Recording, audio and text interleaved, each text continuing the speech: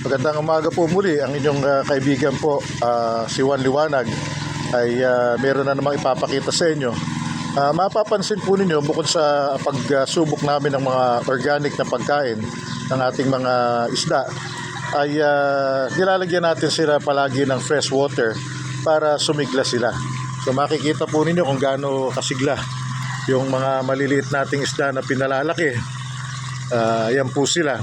Tuwan-tuwa sila na organic ang kanilang kinakain na asola, at at the same time tuwang-tuwa rin naman sila na sila ay binibigyan ng malinis at preskong tubig upang sa gayon ay maging masigla sila sa kanilang paglaki. So ganyan lang po kasimple ang pagiging farmer. So aming integrated farm, meron tayong organic rice, meron tayong organic vegetables, meron tayong organic fruits, meron din tayong organic fish.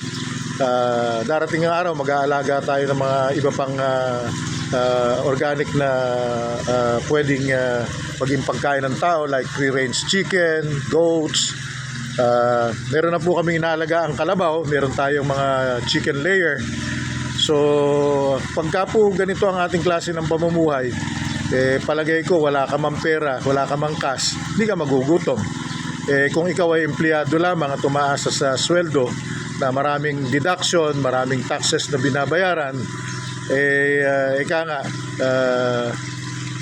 kulang palagi ang iyong kabuhayan. So matuto po kayo sa ating ginagawa. Hindi kailangan ng malaking lupa.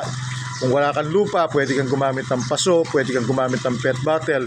Papakita ko po sa susunod yung aming greenhouse kung saan kami ay gumagawa ng hydroponics o aquaponics farming para makita ninyo kung paano mag-raise ng high value crops na napaka-healthy sa atin, lalo na pang salad.